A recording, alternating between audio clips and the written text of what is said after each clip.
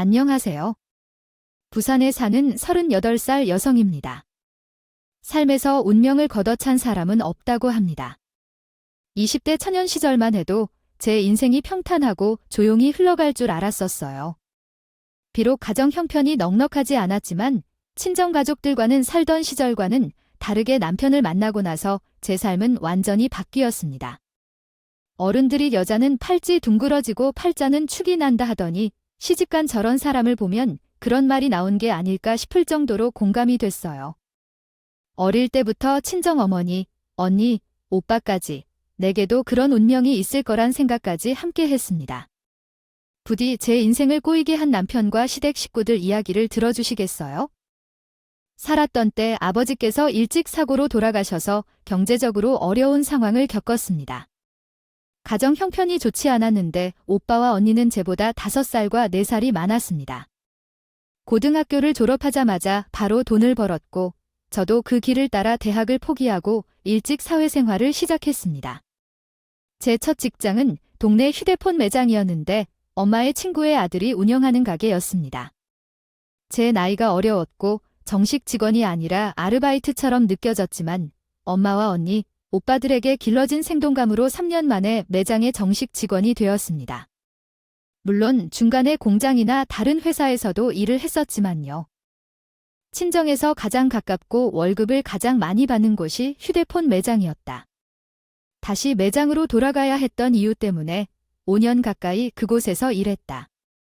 그러던 중 거래처 사장님의 소개로 새로운 직장으로 이직하게 되었다. 처음에는 직장을 옮길 생각이 없었지만 휴대폰 매장 사장님이 가게 폐쇄해야 할 상황이 생겨서 어쩔 수 없었다고 했다.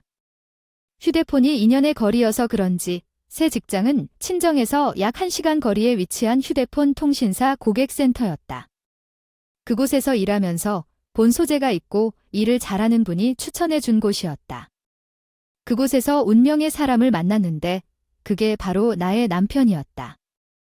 남편은 저보다 7살 연상이었는데 결국 건강 문제가 생겼습니다. 자다가 등 한쪽이 너무 아프고 따가워서 병원에 갔더니 대상포진이라고 진단받았어요. 스트레스가 만병의 근원이 될 수 있다는 말이 있었는데 결국 건강 문제로 고객센터 일을 그만두게 되었습니다. 제 기대보다는 퇴사였지만 열심히 일한 만큼 후회는 없었어요. 실은 고객센터에서 3년 일할 때 남편이 같은 곳에서 일하고 있었는데 서로 부딪힐 일은 없었어요. 그런데 제가 퇴사한 후에 남편이 개인적으로 연락을 시작했어요. 처음에는 몸 상태가 괜찮은지 묻는 안부였죠. 급기야 저희 집 앞에도 찾아왔고 대상포진이 나을 때까지 병원에도 같이 가주셨어요. 남편은 자기가 저를 책임지고 싶다는 말까지 했다고 해요. 제가 처음 입사했을 때부터 좋은 감정이 있었거든요. 그러면서 결혼의 전제로 만나자고 했는데 당시 저는 29살이어서 재취업 준비에 정신이 없어서 망설였어요. 한편으로는 남편은 30대 후반인 노총각의 주변에서 결혼 압력을 주었고 입장이 급했다고 해요. 결국 남편의 적극적인 구애에 단 1년 만에 결혼까지 이루어졌어요. 시댁은 부산에서 조금 떨어진 기장에 있었어요. 시집에 갔을 때 시어머니와 남편, 신부의 선말이 있었습니다.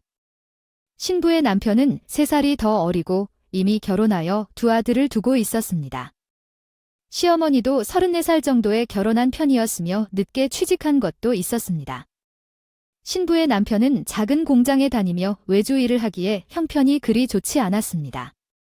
시어머니와 남편이 시댁을 방문할 때마다 음식이나 필요한 물건을 사들고 가야 했는데 신부의 시어머니는 자신의 친족들에게 정말 무례한 행동을 보였습니다. 그리고 신부의 시어머니가 스트레스를 많이 안겨준 것도 사실입니다. 첫 인사를 할 때부터 저를 살펴보는 눈이 예에 바르지 않았지만 시집을 온 후에는 아들에 대한 자부심이 보통이 아닌 분이시라는 것을 알게 되었습니다. 남편이 장남이었기 때문에 자연스레 시어머니를 모실 생각을 했지만 시골이 좋아하시기 때문에 합가하는 일은 없었고 대신에 저를 통해 집안일도 배우실 겸 시댁에 오라고 하셨어요. 저는 그렇다고 하고 그렇게만 알고 있었어요. 그러나 시어머니가 말씀하신 자주는 매일 1번 또는 이틀에 1번 정도라고요. 시집에 와서 처음으로 마주한 일 중 하나였습니다. 물론 부산에서 기장까지의 거리는 멀지 않았지만 마치 회사에 출퇴근하는 것 같았습니다. 오라가라 하더니 시간이 흘러갈수록 나는 점점 더 어려워지더라고요. 그리고 시어머니가 항상 제게 푸념처럼 하는 잔소리와 불만이 있었어요. 우리 아들은 4년제 대학을 졸업하고 안정된 직장도 있는데 어떻게 우리 며느리는 고등학교를 졸업하고 분별된 직업도 없는지. 요즘 세상에는 얼굴 하나로만 믿고 시집 오는 며느리가 어디 있나요? 우리 옆집 호돌이네는 며느리가 시집 오면서 냉장고, 세탁기, 혼수를 엄청 해왔다고 해요. 중국 장가인가 뭔가 하는데도 해외여행을 보내주고, 그런데 나는 이게 뭐냐. 꼴랑 반지 하나 챙겼고 내 기분이 이게 다른 사람과 달라 보이나. 오빠와 나는 결혼 관련해서 많은 부분을 생략하기로 했어요. 어머님도 남편이 자취하던 집에 바로 들어와서 살 수 있어서 혼수가 필요하지 않았고, 예물은 서로 부모님들도 생략하기로 했어요. 그럼에도 불구하고 어머님을 생각해서 반지는 제가 개인적으로 따로 해드린 거예요. 제가 일을 하지 않고 아이를 빨리 낳기로 하여 그애 혼자 보기로 했는데 어쩔 수 없었고 양해 부탁드려요. 어머니도 그렇지만 우리 아들이 무엇이 부족하다고 다른 사람들이 다 하는 것을 모두 생략하고 살아도 괜찮다고 생각해요. 결혼식도 간소하게 하고 신혼여행도 가지 않기로 했어요. 무슨 일이 생길까봐 결혼 전에 한 번 더 심사숙고를 해야 했는데 아들에게 양해를 구해야겠어요. 맡기는 것이 아니었어요. 결혼은 아무렇게나 하는 것이 아니라고 말했는데 그렇게 말했는데도 신중한 척을 다 했더니 얼굴을 보고 홀랑 넘어가시는 걸 보니 차라리 혼담 들어왔던 이 장난기가 나감하게 장가갔으면 얼마나 좋겠어요. 너 혼자 우리 아들을 고생시킨다고 돈을 버는 것보다는 절대 돈을 허투루 사용해서는 안 된다는 걸 알았지요. 결혼 전에는 진삼국지에서의 응대 군사를 한다 해도 사람에 치이고 건강에 좋지 않았죠. 직장을 그만두었는데 결혼을 하니 시어머니의 다양한 각질과 시집살이가 기다리고 있을 줄 꿈에도 몰랐죠. 김장은 물론 집안 청소와 마당일, 텃밭일까지 저에게 다 시키시면 근육통이 올 거예요. 육체적인 고통으로 인해 어렵지만 참아내고 있었습니다. 그러나 남편이 제게 과도한 것을 바라며 가끔씩 친척들을 향해 험담을 하자면 모르게도 분노가 솟구쳤어요. 가난도 죄가 아닌데 시어머니도 잘 사는 것이 아닌데 그들과 얘기를 할 때는 어느 순간 스트레스가 불편했습니다. 특히 남편의 가정에 나가면 시어머니는 자신의 딸로 대우해줄 뿐만 아니라 시어머니가 해주는 대접을 받으며 주방에서 요리를 하라는 대로 대하는 등 저를 대하는 태도는 매우 힘들었답니다. 남편은 저를 콩깍지로 대우하고 대신 일을 시키며 결국 이따금 신호 머릿속에 박힌 이미지는 결혼 생활을 끝내야만 할지 모르게 여전했습니다. 시어머니에게 더 무시당했던 일이 있었어요. 차별과 시집살이 때문에 몸이 다시 안 좋아졌어요. 대상포진은 재발 위험이 많다는데 예전에 나왔던 부위에 다시 나타나서 몸을 한층 더 태웠던 때였어요. 그런데 한날 시어머니가 불러 시댁에 가자 하셨는데 그날도 마음이 상해서 시어머니가 계속해서 비판하셨어요. 넌 지금 입은 옷이 무엇보다 옷이야. 새로 샀니? 내 아들 피땀 흘리고 번 돈으로 산 거야? 너는 이런 사치하는 거야. 시집와서 반년이 넘었지만 아이를 빨리 가지라는 압박으로 인해 아직 출산하지 못했는데 돈만 줍는 삶 이런 삶이야. 어머니, 이게 친정언니가 생일이라고 한 번 사준 옷이에요. 저희 돈으로 산 것이 아니라고요. 네, 언니. 청소기라고 돈을 벌라고 하지 않았니? 너도 참 철딱서니가 없다. 아무리 생일이라고 하지만 어떻게 언니 힘든 일로 번 돈을 뻔뻔하게 널쩍 받아먹어 일어나 입으면 어떠니? 하여간에 하는 생각이나 행동이 이렇게 물색이 없어서야. 이래가지고 우리 손주나에서 잘 기르고 살겠어? 믿음이 안 가 어머니, 아무리 제가 미우셔도 그렇지. 저는 이 집 식구예요. 생일날 미역국은 먹었는지 축하한다는 말 한마디 해주실 수 있는 건 아니에요? 무슨 이유로 그러는지는 모르겠지만 솔직히 남녀 사이는 어떻게 될지 아무도 모릅니다. 손자도 살게 아니면 진짜로 저희 집 식구인데 앞으로 어떻게 되는지 알 수는 없는데 그냥 얘기만 하는 게 아니라 내일 김장할 장을 나르든지 파마한다. 이번에는 김장을 많이 두어야겠어요. 저번 주에 김장을 다 못 끝냈다고 했죠. 왜 갑자기요? 별로 안 끝난 김치가 제 딸네 집에 보내어졌다고, 소위 맛이 좋다고 난리를 그러더라고. 더 보내줄게요. 다시 담기로 했습니다. 형님네 집 김치가 부족하니까 어머니가 주셨어요. 저번에 김장하고 몸살이 나서 아직도 몸 상태가 안 좋아요. 어제도 안 좋아서 병원에 갔다 왔어요. 혼자서 하기 힘든데 형님을 부른다면 담그십시오. 아주 가식적이다. 하나도 붕괴하지 않았다고 했더니 이제는 몸도 아프다. 나는 이제 30이다. 골병을 다 가진 채 잘하는 짓이다. 어디서 몸이 아프다고 말 안 하다니 60대인 내가도 건강한데 기가 차. 이제는 말대꾸까지 하니 허튼 소리 말고 내일 장을 보고 오라고. 아니요, 그러지 못해요. 시집와서 지난 반년 동안 고데기를 하셨으면 됐잖아요.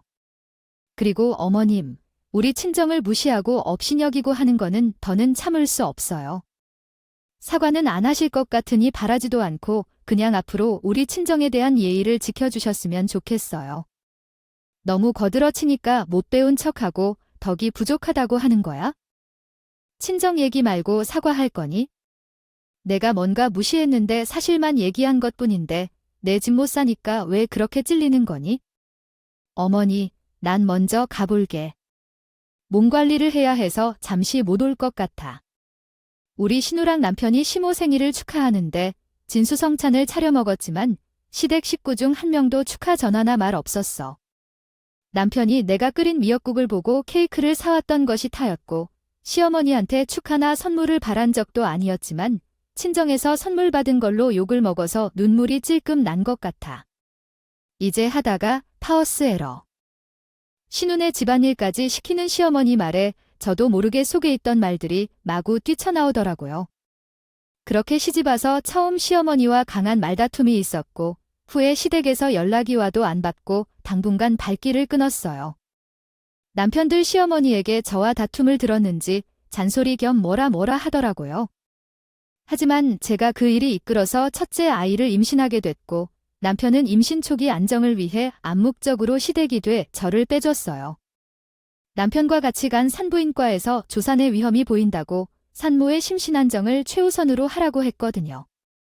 남편도 시어머니가 저랑 결혼 반대하시고 저를 살갑지 않게 대해야 한다는 부분은 어느 정도 짐작하고 있었거든요. 그러나 정말 어려운 점은 제가 임신한 지 6개월이 지난 시점에 시어머니가 뇌졸중으로 쓰러지셨다는 사실이죠. 그동안 저는 시어머니를 만나러 가지 않았던 상황이었고 항상 건강하셨던 시어머니가 갑자기 쓰러지신 것은 정말 큰 충격이었습니다. 남편은 평일에 일하고 주말마다 시어머니를 병원에 돌봐야 했으며 저 또한 임신으로 인해 체력적으로 힘든 상황이었지만 현재 상황에서는 아무것도 바꿀 수 없었습니다. 시어머니가 입원 중이라서 그대로 놔둘 수 없겠죠. 그래서 남편과 상의하고 시어머니가 입원 중인 병원까지 찾아갔다고 했었다. 병원에 도착해 신우에게 전화를 걸었더니 신우가 한숨을 쉬며 말했다. 오케이, 나도 어제 동생이 연락해 말했어. 하필 오늘 엄마랑 싸우고 몸도 좋지 않은데 임신까지 한올 캐가 겸사겸사 우리 집에 발길을 옮긴 건데 그런데 시어머니가 쓰러질 정도면 뭔가 해줘야겠다고 생각했겠지. 오늘 아침에 엄마한테 오케가 와서 병원 간호를 하더라도 좋겠냐고 물었는데 구원사까지 왔는데 와중에도 올 캐가 싫어하는 모습이 보였다. 격하게 고개를 끄덕이고 있었다. 몸이 꼴싸나왔나 보다. 하지만 형님, 지금 제가 병원에 와 있는데 얼굴이라도 보고 갈게요. 저도 아이들까지 돌보면서 엄마가 된 것 같아서 자식을 지나치게 사랑하면 삐그덕한 애정이 생길 수 있다고 생각해서 시어머니를 조금 이해하려고 했었어요. 신우가 말한 것처럼 그렇게 착한 척하거나 형식적인 마음이 아니었고요. 신우는 병원에서 도움을 주려는 것이 와닿지 않았고 예지도 거부하니 환자 상태가 더 좋아지지 않을까 봐 중간에서 따져봤어요. 그리고 제가 시모가 그렇게 싫어한다는 듯이 여겨져 더는 이루어질 수 없다고 생각했고 병원에 또 찾아갔지만 그때마다 생각했습니다. 신우가 들어가지 않게 반대를 해서 병실 밖을 맴돌다가 집에 오는 걸 몇 번이나 반복했어요. 그러한 일이 한 달이 지나고 첫째 딸을 낳았을 때였어요.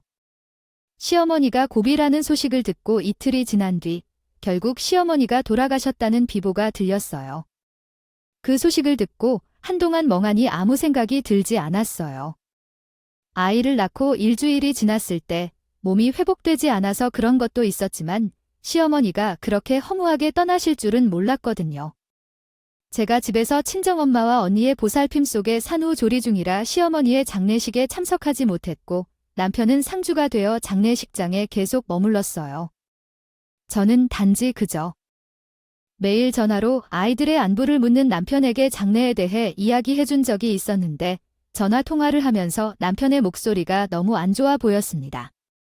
걱정스러웠는데 장례식이 끝나고 남편은 목도한 반쪽 얼굴로 집으로 돌아왔어요. 부모를 잃은 마음이 얼마나 상심스러운지 상상이 가지 않네요. 어떤 위로의 말을 해드려야 할지 감이 전혀 오지 않아요. 남편은 제 부모님과 아이들이 없는 다른 방으로 가더군요. 저는 그 뒤를 쫓아 방에 들어가자마자 남편이 저를 붙잡고 울부짖으며 자신의 엄마를 그리워하는 마음을 토로했어요. 그 상황에서 저에게만 울어서 정말 마음이 아팠어요. 제보다 7세가 많은 남편이 아이처럼 헛헛우니까 상황이 너무 충격적이었어요. 죄스러운 마음마저 들지 않았습니다. 그리고 며칠 뒤 시댁집 정리 문제로 남편과 시댁으로 갔습니다. 도착해서 신호랑 신혼의 남편이 이미 와 있었고 저가 현관문을 열고 들어갔을 때 신호가 저를 향해 소리를 빼찌르며 당장 나가라고 했습니다. 2인 정도 못 챙기고 장례식까지 불참했으면서 재산을 나누려 할 때 나타나냐며 무슨 염치로 혼자 고래고래 소리치더니 갑자기 주저앉아 엉엉 울었습니다. 그런 그에게 한눈을 주던 눈빛이 어찌나 원망스럽던지 저는 너무 기가 막혀서 아무 생각도 나지 않았어요. 근데 더 웃긴 건 옆에 있던 남편이 저를 향해 떠난 게 없거든요. 신호가 울렸다고 쓰러진 거라고 해서 시누이들도 몇 번 봐주었고 근데 장례식 직후여서 어느 정도는 제가 봐주고 넘겼습니다. 그런데 남편이 갑자기 돈 이야기를 꺼내더군요. 시어머니가 돌아가셔서 시어머니에게 줬던 용돈에서 몇십만 원을 더해서 시누에게 보낸다고 합니다. 이제 엄마도 돌아가셨으니 나에게 누나는 엄마 같은 존재니까 어차피 우리 엄마가 건강하셨다면 지금까지도 나가는 용돈이었잖아. 그 돈을 누나에게 보내기로 했으니까. 그래서 알아요. 누나는 요즘 많이 힘들다고 하더라. 큰 돈을 줄 수 없을 테니 이렇게라도 누나를 도와야지. 매달 200만 원을 벌지만 이 돈으로 용돈을 어디에 주어야 할지 모르겠고 시부모님에게만 용돈을 주었던 적이 있었는데 그때는 엄마가 화를 내셔서 조용히 있었었어요. 저희 친정에는 돈을 주지 않는데 시댁에만 주는 건 이해가 되는지 생각해 본다는 말이에요. 형님께서 어떤 용돈을 주시는지가 정말 힘들고 어려우시다면 직접 일을 하셔야겠어요. 전 절대 못 주겠어요. 이런 얘기를 했어요. 왜 그러시죠? 한 달에 30만 원 주는 것이 왜 무슨 대단한 일인가요? 됐고, 저는 누나에게 약속했으니까 그렇게 준 건데요. 이번이 두 번째 교회에 드리는 돈으로 생각하시고 당신도 아무 말도 하지 말고 제가 시키는 대로 하세요. 남편이 두 번째 교회에 간다고 했을 때 난 뭔가 이상한 것을 느꼈어요. 그래서 남편에게 두 번째 기회가 뭐야?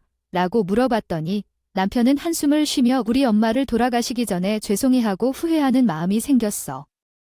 우리 누나를 이제부터 시어머니처럼 생각하고 존중해야 해. 내가 저번엔 아이를 낳는 것 때문에 넘겨준 것이지. 괴롭히는 게 아니야? 그러니 지금부터라도 잘해야 해라고 말했어요. 그런데 남편과 크게 싸웠어요. 시어머니가 돌아가기 전에 난 충분히 많이 병원에 갔었는데 그때마다 시어머니와 신우가 나를 들어오지 못하게 막았어요. 당신이 그렇게 말하는 상냥한 며느리라도 그쪽에서 먼저 거절당한 거였는데요. 무슨 소리냐고 따지죠. 30만 원이든 3천 원이든 매달 용돈으로 그렇게 나가는 모습을 결코 못 보겠다고 나도 결코 굽히지 않았고 결국 그날은 짐을 싸고 친정으로 나가버렸습니다. 그날 친정언니와 한참을 이야기했어요. 시어머니 임종을 지키지 못한 것, 그리고 장례식에 유일한 며느리로 참석하지 못한 것, 그걸로 1년이 넘어서도 이렇게 죄인 취급을 받아야겠냐고 내가 서러워서 울며 언니에게 말했습니다. 며느리 도리가 뭐라고 대체 사람을 이 정도까지 피를 말려야 하냐고 내가 가기 싫어서 안 간 것도 아니고 지들이 못 오겠으면서 왜 나한테 생트집을 부리냐고 했죠. 그러자 언니는 한참 동안 제 이야기를 들을 수 있었어 그러더라고 하네요. 물론 남편도 잘못했지만 돌아가신 시어머니는 그렇다 치더라도 신호도 무채소에 대한 건 맞지만 치사한 모습을 보기 싫다면 결국은 돈을 버는 게 중요하다고 했어요. 언니가 그러더군요. 그래서 언니가 일하고 있는 청소회사에 대해 듣게 되었어요. 언니는 그쪽에서 일한 경력이 길어 따로 회사를 차릴 계획이라고 했어요. 그래서 그녀가 제게 와서 함께 일을 하자면 어떠냐고 했지요.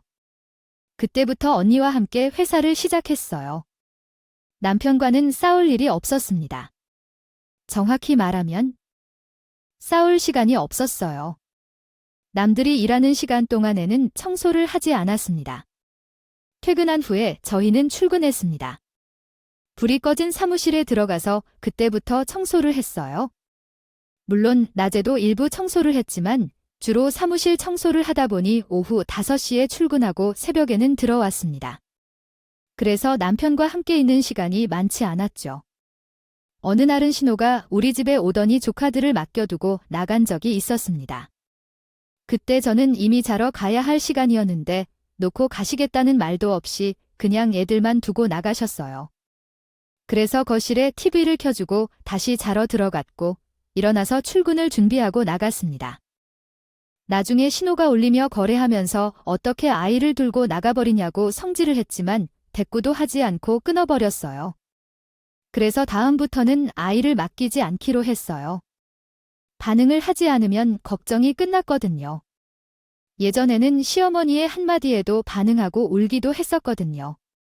하지만 요즘에는 일이 너무 바빠서 그런 작은 다툼들이 눈에 들어오지 않았고 무시하며 지내다 보니 제 주변에서는 더는 중요하지 않은 것이었어요. 그래서 5년 넘게 올빼미처럼 돈을 모았습니다. 그래서 작은 평생 아파트를 대출로 사서 살 수 있는 상황이었어요. 언니도 회사에서 자리를 잡은 상황이니까요. 집을 옮기자는 생각이 들어 남편에게 말을 꺼냈어요. 그러자 남편은 감격한 표정으로 들었다가 봉사가 좋고 신사적인 재주가 있다면 더 좋겠어. 우리는 난리였어요. 신혼 첫날부터 살아온 아파트는 작은 투룸으로 남편이 독신 생활을 할 때부터 살았던 전세 아파트였거든요. 남의 집에서 살다가 내 집을 갖는 것이 얼마나 감격스러운 일인지 알 수 있는 건 사람들만 알지 않을까요? 그 후 아파트는 리모델링 소음 속으로 들어가고 남편은 공사가 잘 진행되는지 확인하러 새 아파트를 자주 찾았어요. 그 사람은 자기의 새 집이 건설되는 것이 이렇게 좋은지 좋아하더라고요. 그때는 그냥 그렇다고 생각했었는데 공사가 마무리되고 한 달 뒤 입주를 앞두고 내 집이 내가 청소할래요. 마음에 들어서 입주 청소를 하러 가던 날이었어요. 공사가 끝나고 오랜만에 아파트에 가서 보니 못 보던 짐들이 쌓여 있는 걸 보였어요. 아마 시공업체에서 아직 짐을 다 빼지 않고 있다고 생각하고 그것을 제외하고 청소를 하고 있었어요. 그때 갑자기 현관문 도어락 소리가 들리더니 누군가 집으로 들어왔어요. 깜짝 놀라서 보니 신우가 들어오는 거였을 거예요. 너무 황당하고 말이 막혀서 이 집은 어떻게 알고 오셨죠? 라고 했더니 신우도 싱크를 쓰며 자기 손에 들린 청소도구를 자연스럽게 제 손으로 넘겼어요. 무슨 의미일까 싶어 말똥의 청소도구만 보고 있자 신우가 제 손을 맞잡으면 말을 했어요. 옳게 청소까지 해주려고 고마워서 어쩐당 내가 옳게 다른 건 다 별론데. 성실하고 부지런한 건 인정해. 우리 집을 청소해줘서 고마워. 우리 집 뒤라는 게 무슨 뜻이에요? 여기가 왜 형님의 집이에요? 뭐가 잘못됐어요? 아직 내 동생이 말 안 했어. 우리 애들. 고등학교 졸업할 때까지 우리 가족이 쓰기로 했잖아. 너희들은 제주 하나쯤은 가지고 있다더니 올케가 이런 특이한 일을 할 줄 누가 알았어? 내가 한 달 전부터 몇 번 와봤는데 20년 이상 된 집을 빼고는 역세권에 위치하고 교통이 편리하며 주변 상권과 학원 모두 괜찮았어요. 수고했어요. 이제 엄마 일은 너무 마음에 담아두지 마세요. 나도 이번에 다 잊기로 했어요. 아니요, 형님. 제가 지금 듣고 있는 말이 이해가 잘 안 되는데 이 집을 왜 몇 번이나 왔다 갔다 하시는 거죠? 여기는 제 집인데요. 저는 남편과 형님이 여기 사는 것에 대해 언급한 적이 없고 설사 남편이 그렇게 말했다 해도 그렇게 마음대로 하는 것은 안 됩니다. 참 답답하네요. 아들들도 아직 어린데 좋은 집을 사는 것도 소용없어요. 걔들이 뭘 알겠어요. 내 동생 얘기를 들었는데 아직 전세 계약도 남았다고 하더라고요. 쉰소리하지 말고 청소도구를 가져와서 집 청소나 해요. 짐들은 내가 급한 것부터 옮겨놓은 거니까 건드리지 말고. 아참, 내가 동생에게 이 집양도 받았어. 빼도 박도 못하니까 딴 말하지 마세요. 양도증이든 무슨 서류든 다 필요 없어요. 제 명의로 계약을 했고 주인이니까 모르는 일이니까 그만 나가셔야 해요. 상대하기도 피곤하네요. 그러자 형님은 보자니까 번데 없고 못 배운 여자인 내 남동생이 도와줬으면 고맙게 생각해야지. 결국 우리 엄마가 돌아가시게 한 것도 역할이 컸잖아. 어디서 내 앞에서 어른인다고 나는 가족이라고 동생도 입 밖으로 안 꺼내 그렇지. 우리 엄마가 죽음에 지대한 영향을 끼친 것이거든요. 사실 아시다시피 올케 외삼촌이 며느리에게 무슨 일을 했는지 엄마에게 물었어요. 평소에 효도를 했었나요? 병수발을 주었나요? 시집을 가면 시댁에서 무엇을 해야만 하는데 아파트 하나만 갖고 조금 멋지게 살았음에도 일해야만 했어요. 들어보니 청소를 해서 돈을 벌었다고 하더라고요. 더러운 일에서 돈을 번 돈으로 자랑하는 사람인 것 같아요. 어디서 잘난 체 하는 거죠? 이번에도 시어머니 장례식에서 일을 시키려다 나에게 어른 행사를 하길래 속으로 천불이 오르는 것을 느꼈습니다. 양도증에 적힌 남편의 이름도 보였고 그래서 나도 자리에서 일어나서 시어머니와 몇 번 싸웠던 일들을 인정해야 했죠. 그래서 너는 아이들을 맡겨놓고 하는 일을 수발로서 도와주었잖아. 그렇게 생각을 하면서 손을 가슴에 얹고 자리에서 생각을 해보시길 바랍니다. 시어머니가 술과 담배를 다 하시고 자신의 건강을 관리 안 하다가 병원에 건강이 나빠져서 그걸 왜 내 탓으로 돌려 내가 그렇게 하라고 어머니한테 시키지 않았나. 오히려 내가 건강을 생각해서 말렸어요. 어머니가 돌아가시고 남매 둘 다 힘들어 하길래 받아줬더니 이런 일들이 계속해서 생기네요. 내가 이야기한 더러운 일에서 돈을 벌었더라도 정직하게 번거로움을 감수해야지. 너처럼 남의 일을 등 처먹는 것이 아니라. 이제는 빼명이 내 것인데 남에게 줄 필요가 누구에게 줄 것인가. 머리 꼭대기까지 열받아서 거리를 걷다가 집으로 돌아왔습니다. 몇 시간 뒤 남편은 왜 그렇게 기분이 좋은지 콧노래를 부르며 집에 들어왔습니다. 사람에게는 한계가 있는 것인가 싶습니다. 결혼 초부터 지금까지 쌓인 불만은 한꺼번에 폭발하는 듯한 느낌이었어요. 제가 행정사 때문에 대상포진에 걸린 일부터 시작해서 제 시어머니의 시집살이에 대한 신호가 제명된 아파트를 자기가 살겠다고 결정하는 것까지 남편은 제 인생의 엉망이 되어간다고 생각했어요. 웃음이 나와 당신이 내 집에서 정말 뭘 하고 있는 거야? 라고 말했지만 형님한테 내 집을 양도해달라는 행위는 본인이 집주인이 아니라면 중요인 까닭에 어려운 일이라고 생각해서 그랬던 거예요. 당신 정말 일관되게 무식하다. 무시하는 이는 그런 행동이 왜 당신의 것인지 이해할 수 없어요. 내가 오랜 시간 동안 내 먹이 살렸던 제 지분이 있는 집인데 왜 그 집이 내 혼자 사용하고 있어? 그리고 아직 전세 계약이 남아있는데 가족끼리 집을 조금 공유할 수 있지 않을까? 사람은 변하지 않는다고 하지만 넌 예전과 지금이나 화를 내거나 큰 소리 지르면 다이는 줄 아는 거 알지? 이번에는 아니, 나도 그냥 넘어갈 수가 없어. 내가 지금까지 내 남매들이 내게 나쁘게 행동하고 먹이 바치더라도 어머니께서 돌아가신 게 안타까워서 그냥 참아왔어. 원래 그들은 그런 행동을 하는 사람들이니까 이해하려 했지만 내가 힘들게 모아둔 재산까지 가져가는 건 말이 안 되지 않니? 해도 너무해. 어떻게 이렇게 양해 없이 상의 없이 할 수 있니? 이런 일이 벌어질 수 있어 당신은 가만히 있으면 너무 예민하고 생각이 많다. 누나네는 현재 세계 여행 중이고 3개월 후에는 조카들이 중학교에 입학해야 할 휴학지를 골라야 해 우리 아파트에서 살면 어떨까? 좋지 않을까? 양도증 같은 말이 아닌 진실을 말해줘 형님을 불러오라고.